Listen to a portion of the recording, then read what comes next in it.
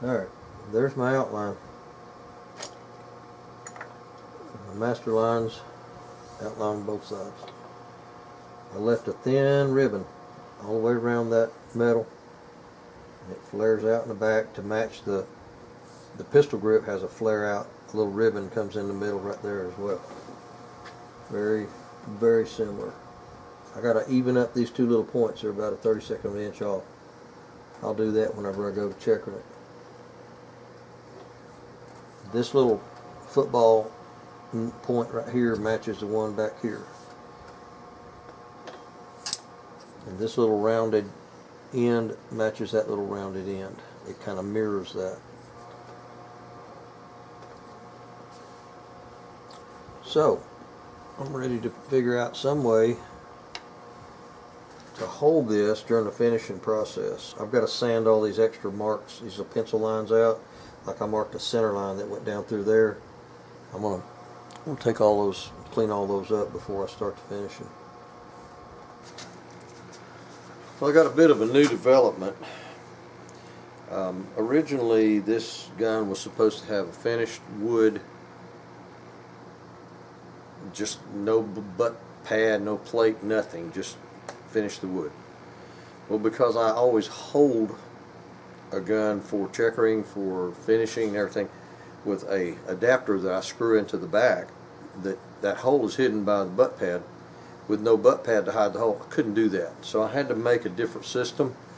Don't think I've ever done this before, not on this. Now sometimes with a shotgun that has a through bolt that goes in from the back, there's a hole in the front where that bolt comes through, and I can punch a stick in that hole and hold on to it. But this was a unique thing, so I had to figure out some way to hold on to this thing. So I made an adapter out of a piece of steel, scrap steel, and I just notched it out, and where I could put a small bolt through the hole where the side plates, where the lock plates go on.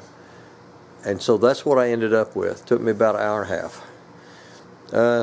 They changed their mind, said they wanted a plastic pad.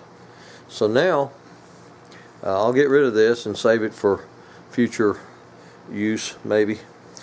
But I got to cut this off. I found a pad that fits it from NC Ordnance, and I'm gonna go ahead and cut this off and refit this same trigger pull length. I just got to cut it off. Hopefully it won't splinter it, and put some tape around it to keep that from happening, and then whack that off and fit that pad. So after the fact, I mean, it's ready to finish. The checkered outline is on there, everything. As soon as I get that pad put on, I can start the finishing process. Alright, this is round, got a curved surface, slick. This, it's hard to even hold on to. This is slick and has a curved surface. Trying to hold this right there and draw a pencil line on it is delicate.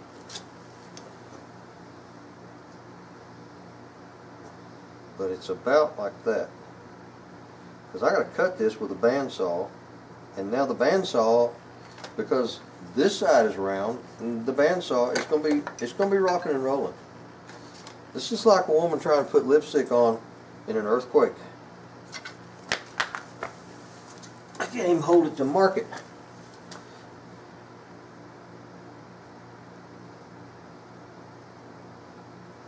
If I can hold it still, it would help if I had two thumbs, but that was settled long ago.